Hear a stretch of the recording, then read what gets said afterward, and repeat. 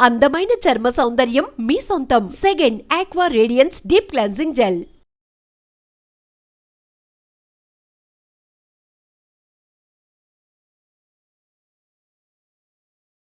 Recent టైమ్స్లో పేగు cancer అనేది కూడా బాగా వింటున్నాము. సో అది యూజువల్గా ఎలా వస్తూ ఉంటుంది? అంటే మనం తీసుకునే లైఫ్ స్టైల్ హ్యాబిట్స్, ఫుడ్స్ వల్లే ఆ పేగు క్యాన్సర్ అనేది కూడా ఎక్కువగా వస్తూ ఉంటుందా, లేకపోతే దానికి గల కారణాలు ఏంటి? నేను రీసెంట్గా ప్యారిస్ వెళ్ళాను. ఓకే. ప్యారిస్ వెళ్తే అక్కడ ఫుడ్ చూస్తుంటే నాకు అదొక రకమైన విరక్తి కలిగింది.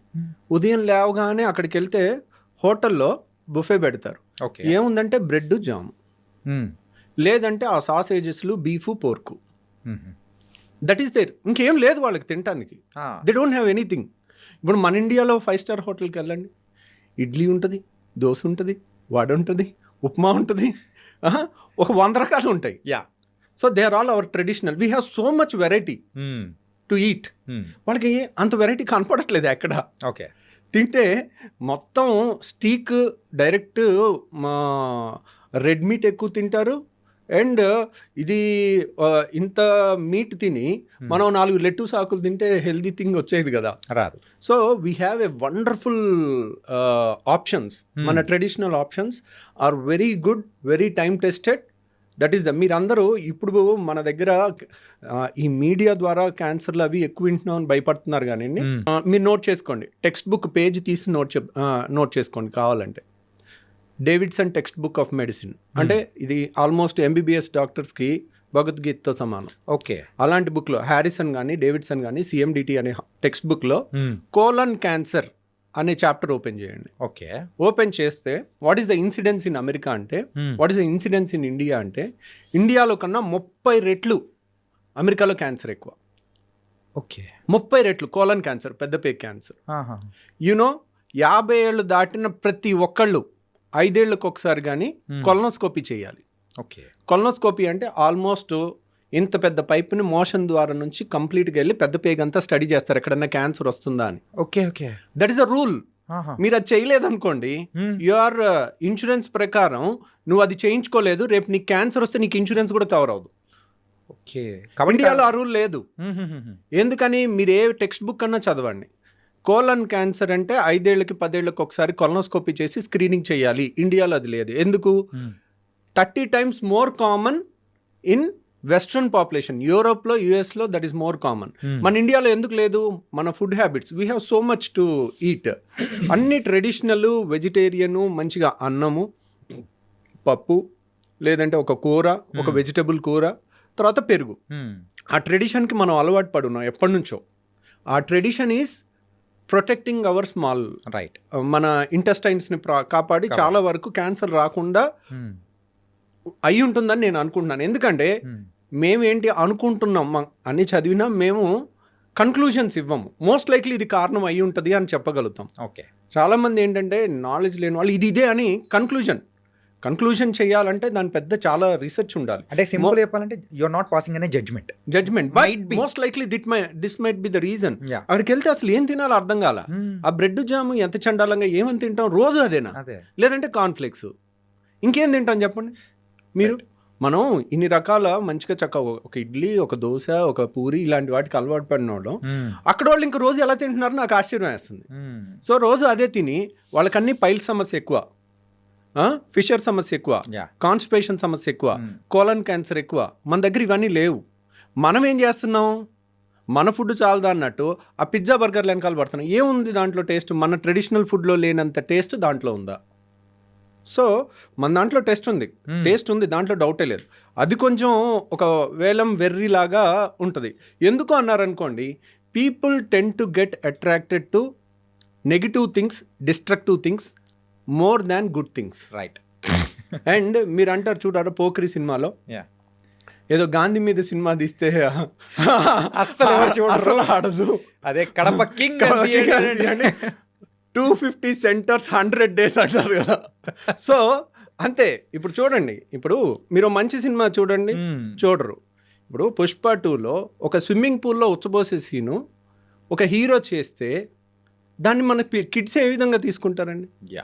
సో అంటే దానికి అన్ని కలెక్షన్స్ ఎలా వస్తున్నాయి? బ్యాడ్ ప్రోడక్ట్ని యూ కెన్ సెల్ ఇట్, అది నీ గొప్పతనం అయి ఉండొచ్చు. దానంతట అది ఒకప్పట్లాగా మీరు పాత సినిమాల్లో ఇప్పుడు జగదేక్ అతిలోక సుందరి సినిమా చూడండి, మీరు 100 సార్లు చూసినా చూడాలనిపిస్తుంది. ఆ శ్రీదేవి యాక్షన్ కానీ చిరంజీవి స్టెప్పులు కానీ. So there is impeccable, that is real టాలెంట్తో వచ్చింది, ఇది మార్కెటింగ్తో వచ్చింది. ద డిఫరెన్స్ అనేది కూడా ఉంటుంది. ఓకే సార్, యూజువల్గా గ్యాస్ట్రిక్ ఇష్యూస్ ఉన్న వాళ్ళకు హార్ట్ అటాక్స్ అనేది కూడా వచ్చేస్తూ ఉంటాయి అంటారు. మరి ఇందాక మీరు చెప్పిన హార్ట్ బర్న్ అనే ఎక్కువ సిచ్యువేషన్స్ ఉంటారు, లేకపోతే హార్ట్ అటాక్స్ నిజంగా వచ్చే అవకాశాలు ఉంటాయంటారా? గ్యాస్ట్రిక్ రిలేటెడ్గా గ్యాస్ సమస్యలు ఉన్న వాళ్ళకి హార్ట్ అటాక్ వస్తుందని ఎక్కడ ఏ పుస్తకాల్లో లేదండి. కాకపోతే ఏంటంటే గ్యాస్ సమస్యలు ఉన్న వాళ్ళకి చెప్పాను కదండి, చాలా మందికి ఈ అప్పర్ వాల్వ్ అనేది లూజ్గా ఉంటుంది, వాళ్ళకి హార్ట్ బర్న్ కామన్గా ఉంటుంది, వాళ్ళకి చాలా వరకు హార్ట్ ప్రాబ్లం ఏమో అన్న భయం ఉంటుంది, కానీ యూజువల్గా వాళ్ళకి హార్ట్ అటాక్స్ పెరిగే అవకాశం లేదు. హార్ట్ అటాక్స్ పెరగచ్చు, దేనివల్ల పెరగచ్చు, రోజు బిర్యానీ తింటున్నారు అనుకోండి, దాంట్లో ఆయిల్ ఎక్కువ ఉంటుంది, కొలెస్ట్రాల్స్ ఎక్కువ ఉంటాయి, మనం తినే ఫుడ్ డైలీ అన్హెల్దీ ఫుడ్ తింటున్నాం అనుకోండి, డైలీ మన ట్రెడిషనల్ ఫుడ్ ఏంటి, చక్కగా కూర, పప్పు, పెరుగు ఈ టైప్ తినకుండా, సాంబారు, రసం ఇట్లాంటివి తినకుండా రోజు మనం బిర్యానీలు తింటుంటే that is not our food, that is not healthy food also. వారానికి ఒక రోజు ఈజ్ ఓకే. సో అలా తింటుంటే దానివల్ల హార్ట్ అటాక్ వస్తుంది. దాంట్లో గ్యాస్ వల్ల రాదు, మనం తినే కంటెంట్స్ ఆర్ నాట్ గుడ్, దానివల్ల రావచ్చు. దానివల్ల ఏముంది, మగవాళ్ళకైతే చిరుబొజ్జు వస్తుంది, అందరికి ఇప్పుడు లేడీస్కి అయితే ఫ్యాట్ అంతా సీట్ దగ్గర పేరుకుంటుంది, మగవాళ్ళకి పొట్ట కొండలాగా పెరుగుతుంది. సో ఎప్పుడైతే పొట్ట దగ్గర ఫ్యాట్ పెరుగుతుందో వాళ్ళకి హార్ట్ అటాక్స్ ఎక్కువ వచ్చే అవకాశం. ప్రపంచం అంతటా మగవాళ్ళు ఆడవాళ్ళ కన్నా 2 ఏళ్ళు తక్కువ బతుకుతారు. మీరు జపాన్లో యావరేజ్ లైఫ్ స్పాన్ తీసుకున్నారనుకోండి, లేడీస్లో 83 ఏళ్ళు, మగవాళ్ళు 81 ఏళ్ళు. ఎందుకు, అమెరికాలో కానీ జపాన్లో కానీ మీరు ఇండియాలో కానీ ఎక్కడైనా తీసుకోండి, మగవాళ్ళ కన్నా ఆడవాళ్ళు 2 ఏళ్ళు ఎక్కువ బతుకుతారు. దానికి రీజన్ ఎందుకంటే మగవాళ్ళకి ఫ్యాట్ కొండలాగా పొట్ట దగ్గర ఏర్పడు, పొట్ట దగ్గర ఫ్యాట్ ఏర్పడిన వాళ్ళకి హార్ట్ అటాక్స్ ముందు వస్తాయి. అందుకోసమే లేడీస్ తొందరగా. కాబట్టి లేడీస్లో కూడా కొంతమందికి పొట్ట దగ్గర ఫ్యాట్ వస్తుంది, వాళ్ళకి కూడా హార్ట్ అటాక్స్ ఎక్కువ వస్తాయి. ఆండ్రాయిడ్ ఒబిసిటీ అంటారు దాన్ని. పొట్ట దగ్గర పెరిగితే దాన్ని ఆండ్రాయిడ్ అంటారు. ఆండ్రాయిడ్ ఫోన్ కదా, ఆండ్రాయిడ్ ఒబిసిటీ అంటే male type of obesity, android gynoid అంటే ఫీమేల్ టైప్ ఆఫ్ ఒబిసిటీ, అంటే సీట్ దగ్గర ఎక్కువ పెరగటం అనమాట. అండ్ సార్, మీ యొక్క కంప్లీట్ ఒక సర్వీస్లో ఎప్పుడైనా కానీ డిఫికల్ట్ అనిపించిన కేసు ఏదైనా ఉందా? అంటే ఇప్పుడు నేను చెప్పాను కదండి, ఐఎమ్ ఏ సర్జన్. నేను సర్జరీ చేసిన తర్వాత పేషెంట్ చావు బతుకుల్లో ఉంటే దట్ డే, ఆ డే అంతా నాకు నిద్ర సరిగా పట్టదు. So I can't avoid it. అంటే ఏ ప్రాబ్లంతో వచ్చినప్పుడు అరే this an very difficult challenge తీసుకొని నెలకు ఒకసారి, ఈ మధ్య తగ్గినాయండి, అంటే ద మోర్ రిఫైన్ అవుతూ ఉండే కొద్దీ, so we become perfect day by day, ఇంకా వీ రీలెర్న్ చేస్తూ ఉంటాము. బట్ ఇట్ ఈస్ చాలాసార్లు ఫేస్ చేస్తుంటాం మేము. కాకపోతే చాలాసార్లు ఒక యంగ్ పేషెంట్, నేను ఇప్పటికీ నా అదృష్టవశాత్తు, నేను యాక్చువల్గా మా నాన్న నాస్తికుడు, మా నాన్న ఎప్పుడు దేవుణ్ణి నమ్మేవాడు కాదు, he's a hard core communist. So నాకు ఏంటో తెలియదు, అంటే చివరికి I have to believe in God, ఎందుకంటే there is something beyond which I cannot do. నేను అన్నీ చేస్తాను, అయినా పేషెంట్ బాగవుడు, చేయాల్సినవి అన్నీ. ఆ టైంలో కొంచెం లక్కో దైవబలమో ఏదో మనకు తెలియదు, అది మనం when we are exhausted with our intelligence. ఏదో ఒక గొప్ప వ్యక్తి చెప్పాడు, ఏమనంటే religion starts when the science ends. అంటే సైన్స్కి అంతం అయిపోయిన తర్వాత ఏం అర్థం కానప్పుడు అప్పుడు రిలీజియన్ స్టార్ట్ అవుతుందని, అప్పుడు దేవుణ్ణి మనం. సో ఆ దాంట్లో ఒక్కోసారి నేను ఒక యంగ్స్టర్ 19 ఏళ్ల కుర్రోడికి నేను ఒకసారి బేరియాట్రిక్ ఆపరేషన్ చేశాను.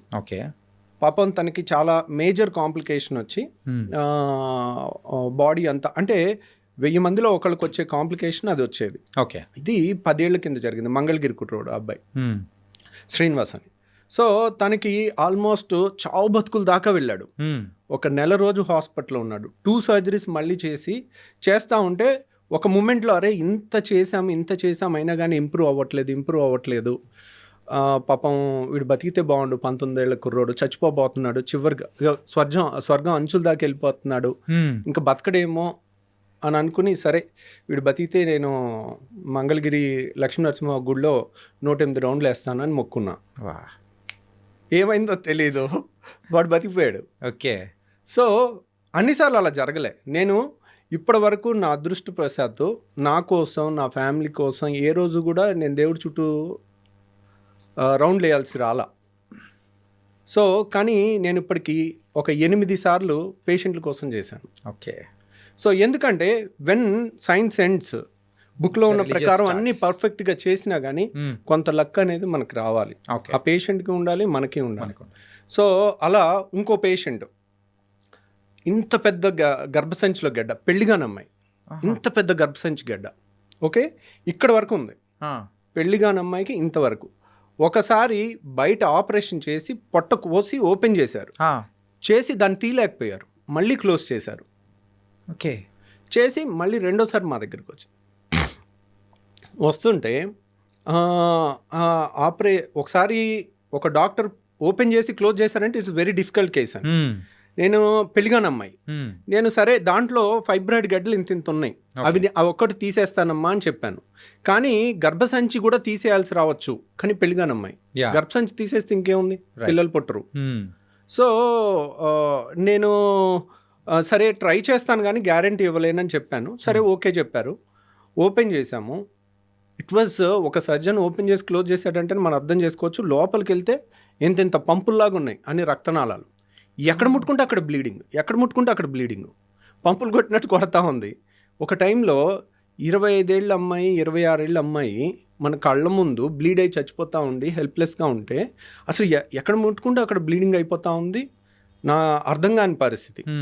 సో ఆ టైంలోనే పేషెంట్ బీపీ ఎక్కువ ఉంది, ఇంకెలాగా చచ్చిపోద్ది అని అనిపించింది. అంతా ప్రెషర్ పెట్టేసి మాప్స్ పెట్టి ప్రెషర్ పెట్టి ఆపుతా ఉన్నాం. ఆపి కొంతసేపు ప్రశాంతంగా ఉండి ఈ అమ్మాయి బతికితే చాలరా అని అప్పుడు కూడా అనుకున్నాను. ఎందుకంటే 25 ఏళ్ల పేషెంట్ టేబుల్ మీద చచ్చిపోతే దాన్ని తీసుకునే అంత గట్స్ ఎంత గొప్ప సర్జన్కైనా ఉండదు. రైట్. సో వాళ్ళు అన్నీ ఒప్పుకున్నప్పటికీ కూడా, వాళ్ళు ఒప్పుకుంటారు అమ్మా ఇది కష్టమైన ఆపరేషన్ అని మనం చెప్తాం, అయినా కానీ దాన్ని డైజెస్ట్ చేసుకోలేము. రైట్. వాళ్ళు ఏంటి ఆ 90%లోనే ఉంటామేమో అన్న ఆశతో వస్తారు, నమ్మకంతో వస్తారు. ఈ 10%లో ఉండంలే అనే అనుకుంటారు, మనం 10% రిస్క్ అని చెప్పినా కానీ. సో ఆ పేషెంట్ లక్కీగా కొంచెంసేపు ప్రశాంతంగా ఉండి బీపీ కొంచెం ఎక్కువ ఉన్న దాన్ని డౌన్ చేస్తే, డౌన్ చేసిన తర్వాత రక్తస్రావం కూడా కొంచెం తగ్గుద్ది. ఓకే. అప్పుడు ఎలాగో ఒకలాగా ఆ గడ్డ అంతా తీలేమేమో, అలా వదిలేసి రావాలేమో, ఆ బ్లీడింగ్ ఆగదేమో, ఎన్నో క్వశ్చన్స్ ఉన్నాయి. తర్వాత మళ్ళీ అందరం కలిసి దాన్ని తీసేసి సక్సెస్ఫుల్గా గర్భసంచి మొత్తం తీసేయాల్సి వచ్చింది, కానీ పేషెంట్ సేవ్ అయింది. ఓకే. సో అట్లా అంటే మీరు యూజువల్గా ఆ సైజ్ చెప్తూ ఉంటేనే ఇంత సైజ్, అది కూడా కడుపులో, దాని వీడియో కూడా ఉందండి నా దగ్గర. మై గాడ్, ఆ వీడియో కూడా ఉంది, మనం కావాలంటే అది చూపించవచ్చు. వద్దు సార్ ప్లీజ్. అంటే యాజ్ ఎ సర్జన్గా అండ్ మీకైతే ఆ గట్స్ ఉన్నాయేమో, కానీ యాజ్ ఎ నార్మల్ పర్సన్స్ లాగా we can't take it also. కొన్ని ఈవెన్ నార్మల్ పీపుల్ కూడా ఆ సర్జరీస్ చూడాలన్నా కానీ బ్లడ్ చూస్తేనే పడిపోతుంటారు సార్. ఇంకా సర్జరీస్లో మీరు చూపించారంటే లిటరల్లీ అంతే, నేను కూడా అయిపోతున్నామో సార్. అంటే అన్నిసార్లు అలా ఉండదండి. సర్జరీ లైక్ మంచి సర్జన్ ఆపరేట్ చేస్తుంటే ఇట్స్ లైక్ మంచి మ్యూజిక్ వింటున్నట్టు ఉంటుంది. అలా నేను గాల్ బ్లాడర్ ఆపరేషన్ 5 నిమిషాల్లో చేసిన వీడియో ఒకటి లైవ్ పెట్టాను మన ఛానల్లో, దాంట్లో చూడండి. ఆపరేషన్ అంటే ఇలా ఉంటుంది, ఏదో వీడియో గేమ్ ఆడుకున్నట్టుందే, చుక్క బ్లడ్ లేదు, అసలు ఇంత అద్భుతమైన ప్రపంచం ఇంత మంచి కెమెరాలో మన బాడీలో ఉందా, ఇంత రక్తనాళాలు ఇంత సన్నవి కూడా కనపడతాయా అనే ఎక్సైటింగ్గా ఉండే ఒక కోణం చూస్తారు. అది చాలాసార్లు అలాగే ఉంటుంది. కానీ సర్జరీ ఈజ్ అన్ఎక్స్పెక్టెడ్, ఎప్పుడు ఏమి ఎలా జరుగుతుంది అనేది, ఎలా వచ్చి పడుతుంది అనే దానికి మనం ప్రిపేర్ అయ్యి ఉండాలి. సో అది మీరు కావాలంటే ఆ వీడియో చూడండి. నేను అపెండిక్స్ ఆపరేషన్ పెట్టాను, గర్భసంచి ఆపరేషన్ పెట్టాను, గాల్ బ్లాడర్ ఆపరేషన్ పెట్టాను. ఇవన్నీ కూడా 5 నుంచి 10-15 నిమిషాల్లో అయిపోయి చుక్క బ్లడ్ లేకుండా నీట్గా ఉన్నది, బ్యాక్గ్రౌండ్ వాయిస్తో చెప్పాను. అది చూడొచ్చు. బ్లీడింగ్ అయ్యేవి అవి మీరు చూడలేరు. అదే మెయిన్గా అది లేకపోతే చాలు సార్. అమ్మా సార్, అండ్ ఈ పాడ్కాస్ట్ ద్వారా సో యూజువల్గా అయితే ప్రజలకు మనము అంటే వాళ్ళు ఎడ్యుకేట్ అయ్యేటట్టు యూజువల్గా గట్ హెల్త్ గురించి కానీ, సో మీలాంటి పర్సన్స్ చెప్తే ఇంకా బాగుంటుందని చెప్పేసి ఐ కేమ్ హియర్. అంటే మీరు రావడంతో వీఆర్ వెరీ హ్యాపీ. అండ్ కొన్ని మెయిన్గా గట్ హెల్త్ బాగుండడానికి ఎలాంటి జాగ్రత్తలు తీసుకుంటే ఉంటుందో అనేది కూడా చెప్పారు. సో ఫైనల్ క్వశ్చన్ ఇస్, యూజువల్గా ఫుడ్ అనేది కూడా ఉంటుంది సార్. మార్నింగ్ అయితే హెవీగా, అంటే మార్నింగ్ రాజులా తీసుకోమంటారు, మధ్యాహ్నం అయితే మనిషిలా తీసుకోమంటారు, రాత్రి అయితే అడుక్కునేవాళ్ళ తీసుకోమని ఇట్లా చెప్తూ ఉంటారు. సో ఇది ఎంతవరకు ఫాలో అవ్వచ్చు అంటారు? అంటే దట్స్ వన్ వే ట్రూ అండి. ఎందుకంటే ఉదయం లేసామనుకోండి, ఉదయం లేచిన కాడ నుంచి మనం ఒక 12 గంటలో 10 గంటలో వర్క్ చేస్తాం, రైట్. సో మన కండరాలకి అన్నిటికీ కూడా ఎనర్జీ కావాలి. కాబట్టి మార్నింగ్ తిన్నా కానీ మనం చేసే పనితో అది అరిగిపోతుంది. సో మనం మధ్యాహ్నం కూడా తీసుకోవచ్చు. నైట్ ఏంటంటే తిన్న వెంటనే మనం పెద్ద పని చేసేది, నైట్ అంతా పడుకునేది ఉంటుంది. సో పడుకునే టైంలో మనకు అంత ఎనర్జీ ఏం అవసరం ఉండదు. సో మనం ఉదయం తిన్నామంటే అది డే అంతా ఖర్చు అయిపోయే అవకాశం ఎక్కువ ఉంటుంది. రాత్రి తిన్నది, ఇప్పుడు ఉదయం ఒక బిర్యానీ తినటం వేరు, రాత్రి బిర్యానీ తినటం వేరు. ఉదయం బిర్యానీ తింటే సాయంత్రం వరకు మనం చేసే పనిలో దాంట్లోంచి వచ్చిన క్యాలరీస్ అప్పటికప్పుడు ఖర్చు అయిపోవచ్చు.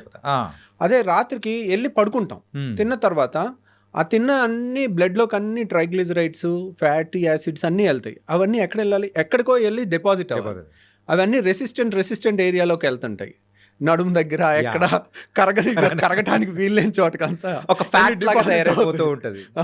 అందరికి ఎంత ఫిట్గా ఉన్న వాళ్ళకైనా చిన్న నడుము దగ్గర కానీ రెసిస్టెంట్ ఫ్యాట్ కొద్దిగా ఉంటుంది వాళ్ళు చేసే. ఎందుకంటే గుడ్ ఫుడ్ని రెసిస్ట్ చేయటం it's not easy thing for any ఎంత మెచ్యూర్డ్ పర్సన్ కన్నా. So and gall bladder stones అనేది కూడా రీసెంట్ టైమ్స్లో బాగా వింటున్నాను సార్. అంటే ఇప్పుడు కిడ్నీలో స్టోన్స్ వచ్చాయంటే అది త్రూ మన యూరిన్ ద్వారా కూడా వచ్చేసి బయటికి కొట్టేస్తుంది. అది రాలేని సందర్భాల్లో ఏమంటారు, మనకు త్రూ ట్రీట్మెంట్ ద్వారా తీస్తారు. ఈ గాల్ బ్లాడర్ స్టోన్స్ అనేది వెళ్ళిపోతే ఆ గాల్ బ్లాడర్లో పడిపోతాయి అని కూడా విన్నాను. సో దాన్ని తీయాలంటే ఆపరేషన్ తప్ప వేరే ఆప్షన్ అనేది లేదా కరిగించడానికి కానీ ఏదైనా? అంటే గాల్ బ్లాడర్లో స్టోన్స్ అనేది కిడ్నీలో స్టోన్స్ వేరు, గాల్ బ్లాడర్లో స్టోన్స్ వేరు. రెండింటికి వ్యత్యాసం చెప్తాను. కిడ్నీలో స్టోన్స్ అనేది లెస్ దాన్ 1 సెంటీమీటర్ ఉంటే 99% లెస్ దాన్ 1 సెంటీమీటర్ ఉంటాయి. అవన్నీ కూడా వాటర్ ఎక్కువ తాగుతుంటే దానంతట అవే పడిపోయే అవకాశం ఉంటుంది. గాల్ బ్లాడర్లో స్టోను బయటికి పడేవి చాలా తక్కువ అన్నమాట, అవి అలాగే ఉంటాయి. కాకపోతే గాల్ బ్లాడర్లో స్టోను అంత డేంజరస్ ఏం కాదు. అంటే నొప్పి లేదు. చాలా మందికి ఒక స్టోను 1 సెంటీమీటర్ స్టోన్ తయారవ్వాలనుకోండి, అది కనీసం 5 ఏళ్ళ నుంచి 10 ఏళ్ళు పట్టుద్ది. ఎందుకంటే ఒక ఇసుక రేణువులాగా తయారవుతుంది. దాని మీద ఒక పొర ఏర్పడుద్ది, దాని మీద ఇంకో పొర ఏర్పడుద్ది, దాని మీద ఇంకో పొర ఏర్పడుద్ది. సో అలా పొరలుగా 1 సెంటీమీటర్ స్టోన్ తయారవ్వాలంటే it takes 5 to 10 years. Okay. So చాలా మందికి స్కానింగ్ చేస్తే రాయి కనపడుద్ది, కానీ వాళ్ళకి కంప్లైంట్ ఉండదు. సో అనవసరంగా స్కానింగ్ చేయబట్టి వాళ్ళకి గుండెలో రైళ్లు పరిగెట్టడం మొదలవుతుంది. వాళ్ళకేంటి, రొటీన్ చెకప్ చేస్తాం, వాళ్ళకి స్కాన్ చేయకపోతే తెలీదు, హ్యాపీగా ఉంటారు. చేసిన కాడ నుంచి అదో గిలి, అమ్మో నాకు రాయింది, ఇప్పుడు ఇదేమవుద్దో అన్న టెన్షన్తో ఉంటారు. సో వాళ్ళు ఒక డాక్టర్ దగ్గరికి వెళ్తే ఆపరేషన్ చెప్పారు, నేను ఎక్కడో హోమియో వాడుతున్నాను, హాయిగా 4 ఏళ్ళ నుంచి ఉన్నాను అంటారు. అంటే 4 ఏళ్ళ నుంచి కూడా, ఇప్పుడు మనం స్కాన్ చేయకముందే 4-5 ఏళ్ళ నుంచి ఉంది అది.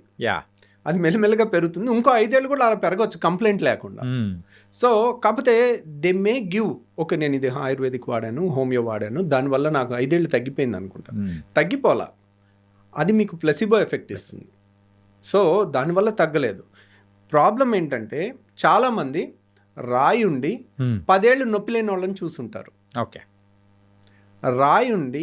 రాయి ఇరుక్కుని జాండీస్ వచ్చిన వాళ్ళని మీరు చూడరు. ఆ స్టేజ్లో రాయి ఇరుక్కుని కొలాంజైటిస్ అని ఒళ్ళంతా భయంకరమైన వణుకుతో కొలాంజైటిస్ అని ఫీవర్ వస్తుంది, హై గ్రేడ్ ఫీవర్, జాండీస్ వస్తుంది. ఓకే. ఆ టైము 24 గంటల నుంచి 48 గంటల్లో మనం ఆ స్టోన్ని అడ్డు తీసి స్టెంట్ అయిపోతే ప్రాణహాని ఉంటుంది. అది లేట్ అయి చచ్చిపోయిన వాళ్ళు కూడా మేము చూస్తాం. ఓకే. సో ఇమీడియట్ రియాక్ట్ అవ్వాలి 24 hours to 48 hours. సో అది జాండీస్ వచ్చినప్పుడు, అందరికీ జాండీస్ వస్తుందని నేను చెప్పట్లా. ఈ రోజు రాయి బయటపడింది, ఈ రోజే జాండీస్ వచ్చేది. 5 ఏళ్లలో రావచ్చు, 3 ఏళ్లలో రావచ్చు, 6 నెలల్లో రావచ్చు, వీ కెనాట్ సే. సో నేను అనేది ఏంటంటే, మీకు రాయి ఉంది, be bold, be strong, no pain, no surgery, textbook line చెప్తున్నాను. గాల్ బ్లాడర్లో స్టోన్ ఉంది, నో పెయిన్ నో సర్జరీ. దాంట్లో రూల్ ఏం లేదు, రూల్ నెవర్ చేంజెస్. ధైర్యంగా మీరు ఉండండి, అదేం అవ్వదు. కానీ నేను చెప్పేది ఏంటంటే రియల్గా నొప్పి వచ్చినప్పుడు కూడా నొప్పి ట్యాబ్లెట్ వేసుకుని దాన్ని ఆపి మళ్ళీ నాకు నొప్పి లేదని అనొద్దు. ఒక్కసారి నొప్పి వచ్చినా that is a dangerous stone. Okay, ఈ రోజు ఇరుక్కుని నొప్పి వస్తుంది. గాల్ బ్లాడరు ఫండస్ అంటారు, వెడల్పుగా ఉంటుంది. నెక్ అంటారు, నెక్ సన్నగా ఉంటుంది. అది బయటకు వచ్చే ద్వారంలో ఇరుక్కుంది అనుకోండి, అప్పుడు మనకి నొప్పి వస్తుంది. అది ఇరుక్కుని మళ్ళీ వెనక్కి వచ్చేస్తే నొప్పి ఉండదు. రైట్. మళ్ళీ ఒక నెలకి ఇరుకోవచ్చు, 6 నెలలకి ఇరుకోవచ్చు. ఇరుక్కున్నప్పుడు మాత్రం భయంకరమైన పెయిన్ పరుగులు తీపిస్తుంది. అందుకేనా మీరు స్టంట్ అనేది కూడా వేయాలి అనేది? అంటే అది జాండీస్ ఉన్నప్పుడు, దాంట్లో జాండీస్ ఉన్నప్పుడు, జాండీస్ లేకుండా కూడా నొప్పి రావచ్చు. ఓకే. సో దాంట్లో ఏంటంటే నేను అనేది ఏంటంటే గాల్ బ్లాడర్ స్టోన్ వల్ల ప్రాణం పోయిన వాళ్ళని మేము చూసాం, మీరెవరు చూడలేదు. Okay okay. సో ఇప్పుడు పోక్రీ సినిమాలు అంటారు చూడండి, రెస్పాన్సిబిలిటీ తీసుకునే ఏకైక డిపార్ట్మెంట్ పోలీస్ డిపార్ట్మెంట్ అంటారు కదా. సో అందరూ నువ్వు వాళ్ళని పట్టుకోలేదు వీళ్ళని పట్టుకోలేదు అని అంటం తేలిక. ఓకే, ఎవడో ఎక్కడో 4 గదుల మధ్యలో ఒకళ్ళు మర్డర్ చేసి వెళ్ళిపోతే పోలీస్ డిపార్ట్మెంట్ ఇది చేయలేదు అది చేయలేదు అని ప్రతి ఒక్కళ్ళు మాట్లాడటం తేలిక. దాన్ని వెళ్ళి వాళ్ళు లేరు అక్కడ, వాళ్ళు లేనప్పుడు జరిగింది. క్రిమినల్స్ అన్ని పోలీసులు ఉన్నప్పుడు చూసి చేయరు కదా. వాళ్ళు వెళ్ళి చేయాల్సిన వాళ్ళ రెస్పాన్సిబిలిటీ తీసుకొని ఫైనల్గా వాళ్ళే చేసేది. రైట్. సో ఇక్కడ కూడా సమస్య వచ్చినప్పుడు, ప్రాణం మీదకి వచ్చినప్పుడు అప్పుడు వెళ్ళండి వేరే చోటకి, అప్పుడు ఉండండి ధైర్యంగా, వేరే ఆల్టర్నేట్ మెడిసిన్ వాడి. ప్రాణం మీదకి వచ్చినప్పుడు ఎక్కడికి వస్తారు? సైన్స్ దగ్గరికి వస్తారు. ఆపరేషన్ చేసి తీయాల్సి వచ్చినప్పుడు ఎక్కడికి వస్తారు? సైన్స్ దగ్గరికి వస్తారు. కానీ ఒక ఆపరేషన్ పొరపాటున ఎవరన్నా చెప్తే మేబీ 2 types ఆఫ్ డాక్టర్స్ ఉండొచ్చు. అనవసరంగా చాలామంది సర్జరీ చేయాలమ్మా అని చెప్తారు. ఎందుకు రీజన్ చెప్పరు. ఎందుకు రీజన్ చెప్తే పేషెంట్ ఓహో ఇది కదండి చేస్తాం. చాలామంది కొంతమంది డాక్టర్లు ఏంటంటే ఈరోజు రాయింది, ఈరోజు చెప్పేయాలి, వీళ్ళు చెప్పకపోతే ఇంకో చోటుకి వెళ్ళి ఇంకో దగ్గర చేయించేసుకుంటారేమో, మళ్ళీ మన దగ్గరికి రారేమో అన్న ఇన్సెక్యూరిటీ ఉంటుంది. అది ఉండకూడదు. దానివల్ల లేని భయాన్ని ఇచ్చి చెప్పేసేసరికి వాళ్ళు ఇంకా నెగిటివ్ అయిపోతారు. రైట్. అనవసరంగా చేసేస్తున్నారు. ఆ డాక్టర్ చెప్పాడు, నేను భయంతో వచ్చేసాను డాక్టర్ గారు, 4 ఏళ్ళు అయింది నాకు నొప్పి లేదంటారు. So no pain no surgery. మనం టెక్స్ట్ బుక్లో ఉన్న రూల్ చెప్పాలి. At the same time jaundice ఉంటే లైఫ్ రిస్క్ ఉంటుంది, వెంటనే రావాలి. నొప్పి ఉంటే లైఫ్ రిస్క్ ఉంటుంది, వెంటనే రావాలి. సో ఆ క్లాస్ కూడా తెలుసుకున్నారనుకోండి, ఓహో నొప్పి ఉంటే నేను రావాలి. అండ్ ఇంకో బ్యూటిఫుల్ థింగ్ ఏంటంటే గాల్ బ్లాడర్లో చాలా మందికి తెలియంది ఫ్యాటీ డిస్పెప్సియా అంటారు. వాడు మా ఫ్రెండ్ ఉండేవాడు, నా రూమ్మేట్. 6 ఏళ్ళు MBBS ఒకే రూము అలా ఉండేవాళ్ళం. వాడు మొన్న మా ఫ్రెండ్స్ US నుంచి వస్తే అందరం కలిసి వాళ్ళు బిర్యానీ తిన్నారు హైదరాబాద్లో. ఓకే. తింటుంటే వీడు ఏంటోరా బిర్యానీ తినలేకపోయాడు ఈరోజు, బిర్యానీ తినాలంటే ఇబ్బంది పడుతున్నాడు అని మిగిలిన ఫ్రెండ్స్ నాకు చెప్పారు. సో అప్పుడు అలగలే మాకు. తర్వాత 3 నెలల తర్వాత ఎప్పుడు ఆయిల్ ఫుడ్ తిన్న ప్రతిసారి కడుపులో ఇబ్బంది అవుతుంది వాళ్ళకి. దాన్ని ఫ్యాటీ డిస్పెప్సియా అంటారు. ఫ్యాటీ ఫుడ్ తీసుకుంటే వాళ్ళకి గాల్ బ్లాడర్ మూసుకుంటే ఆ స్టోన్ వచ్చి నెక్లో ఇరుక్కుని నొప్పి వస్తుంది. ఆయిలీ ఫుడ్ తినలేరు వాళ్ళు. గాల్ బ్లాడర్లో స్టోన్స్ ఉన్న వాళ్ళకి బెస్ట్ టెస్ట్ ఏంటి, ఆపరేషన్ చెయ్యాలా వద్దా స్కానింగ్ కాదు, బెస్ట్ టెస్ట్ వారానికి 1 రోజు మంచిగా దట్టంగా నూనె ఉన్న ఫుడ్ 2 ముద్దలు తినండి చాలు. వాళ్ళకి కడుపులో ఏదో ఇబ్బంది అనిపిస్తుంది. ఇప్పుడు అందరూ లొట్టలు వేసుకుని తింటారుగా, బిర్యానీలో ఇంత గ్రేవీ వేసుకుని, లేదంటే పైన చేపల పులుసు పైన ఆయిల్ తేలుతా 2 గంటలు వేసుకుని లొట్టలు వేసుకుని తినాలి కదా అందరూ. వాళ్ళు తినలేరు. వాళ్ళు నేను గాల్ బ్లాడర్ స్టోన్ వాళ్ళకి ఈ ఒక్క టెస్ట్ చేసుకోండి, మీరు కనుక ఇది పాస్ అయితే మీకు ఆపరేషన్ అవసరం లేదు.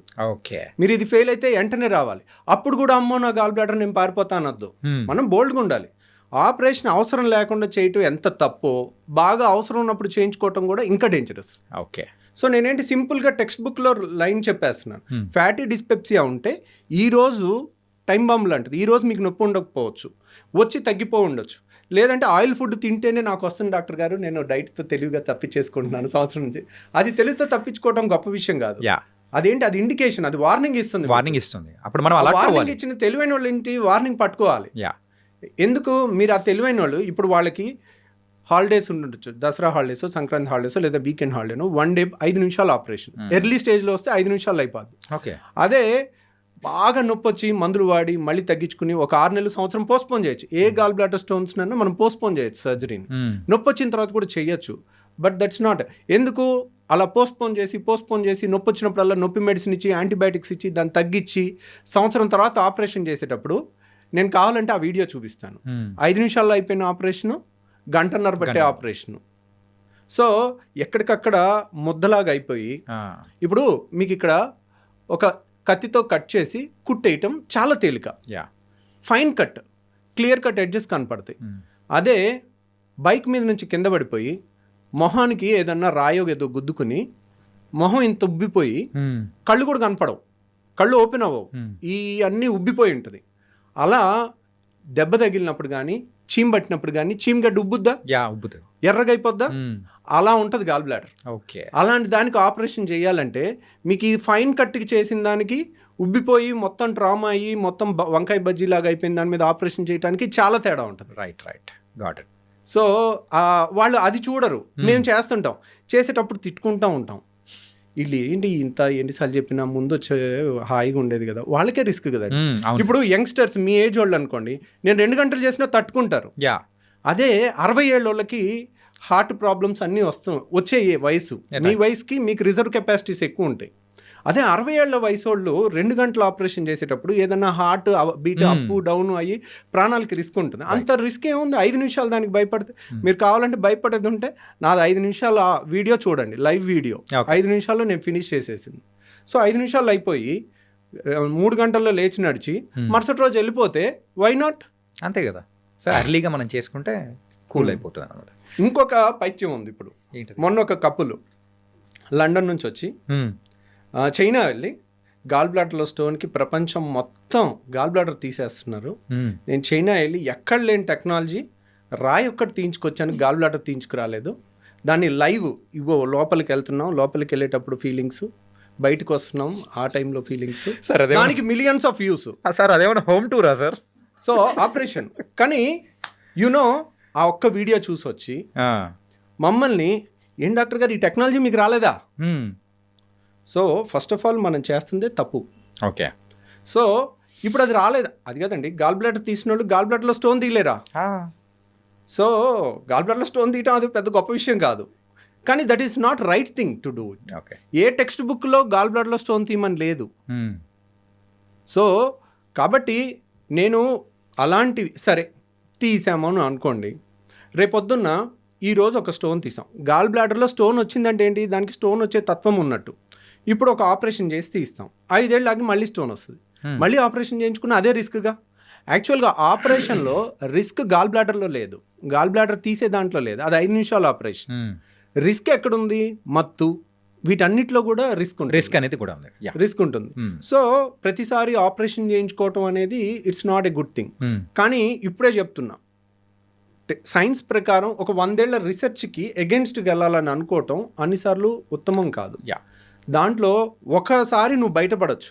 1 వేలో ఎదురెళ్ళకూడదు అన్నారు, ట్రాఫిక్ లేదు, నేను 1 వేలో ఎదురెళ్ళాను, 60 స్పీడ్తో వెళ్ళొచ్చాను, నేను గొప్ప అనుకోవటం కాదు. That is wrong thing. Right. మీకు కావాలనుకోండి, మీకు ఆ రాయి ఒక్కటే తీయాలనుకుంటే అది నేను తీసి పెడతాను, కానీ నేను చెప్పటం నా duty. This is not the right thing అండి అని. సో ఇన్స్పైట్ ఆఫ్ దట్ వాళ్ళు అడిగారు అనుకోండి, సో ఓకే చేసి పెడదాం, ఏముంది దాంట్లో. ఇప్పుడు కానీ మళ్ళీ వచ్చే అవకాశాలు అనేది కూడా మళ్ళీ వచ్చే అవకాశం ఉంటుంది, రిస్క్ కూడా ఎక్కువ ఉంటుంది. ఎందుకంటే గాల్ బ్లాడర్ గోడ అనేది పేపర్ కన్నా పలుచుకుంటుంది. ఓకే. సో గాల్ బ్లాడర్లో స్టోన్ వస్తే గాల్ బ్లాడర్ మొత్తం తీసేస్తాం, అది స్టాండర్డ్ టెక్స్ట్ బుక్ ట్రీట్మెంట్. కిడ్నీలో స్టోన్ వస్తే కిడ్నీ తీసేస్తారు ఎవరైనా? తీయరు కదా. మరి కిడ్నీ ఎందుకు తీయట్లేదు ఏ డాక్టరు? స్టోన్ ఒకటి, కిడ్నీ ముఖ్యమైన అవయవం కాబట్టి. సో 600 అయినా రాయ తీస్తాం. సో గాల్ బ్లాడర్ వాలే పల్చగా ఉంటుంది పేపర్ అంతా, దాన్ని కట్ చేసి దాన్ని కుట్టిన తర్వాత ఒక్కోసారి అక్కడ నుంచి పసర్ లీక్ అయింది అనుకోండి, సెప్టిక్ అయి ప్రాణహాని కూడా ఉంటుంది. సో అది రాకుండా కూడా జాగ్రత్త తీసుకుని చెయ్యొచ్చు. కానీ గాల్ బ్లాడర్ ఆపరేషన్ ఉదయం చేస్తే సాయంత్రం ఇంటికి పంపించేస్తాం. అలా చేసిన వాళ్ళకి ఒక ట్యూబ్ పెట్టాలి. సో వాళ్ళకి ఇంకా కంబర్సం ఉంటుంది, అది వాళ్ళకి తెలియదు కదా. కాకపోతే వాళ్ళకేంటి, వాళ్ళకి ఒకే ఎమోషన్, నా అవయవం తీయలేదు అనే ఎమోషన్ ఉంటుంది. కానీ అది అన్నిసార్లు అదేం పెద్ద ఇంపార్టెంట్గా అవయవం కాదు. కానీ కొంతమంది అడిగారు అనుకోండి, that is not a conventional treatment, మీకు అది కావాలంటే అది చేస్తాం. యా, సో అది చేయలేని వాళ్ళు ఇండియాలో లేకపోవటం అనేదే లేదు. It's depends on the persons. కానీ పేషెంట్ ఖర్చు ఇప్పటికీ చెప్తున్నాను వినండి, మీకు ఎవరికన్నా ఓన్లీ రాయి తీయాలన్నా కానీ we don't recommend it, but that's not a great thing to achieve. అది ఎక్కడా లేని ట్రీట్మెంట్ ఓన్లీ చైనాలో ఉందని అనుకోవటం తప్పు. ఓకే, మీకు కావాలంటే ఆ వీడియో నేను కూడా చేసి పెట్టి పంపిస్తాను. It was very nice talking to you sir. Really bold అయిన విషయాలు అనేది కూడా తెలుసుకున్నాను. కాకపోతే మీతో మాట్లాడుతూ ఉంటే ఇంకా సరిపోలేదు, ఇన్కంప్లీట్ అన్నట్టు కూడా అర్థమవుతుంది. అండ్ ఈ సెషన్లో మాత్రం చాలా వాల్యుబుల్ సజెషన్స్ కానీ and how you started your journey in the gastroenterology and బెర్టియాలజీలో కూడా చాలా చక్కగా చెప్పారు. Really thank you so much for coming here and మీ టైం అనేది కూడా ఇచ్చినందుకు. Thank you very much.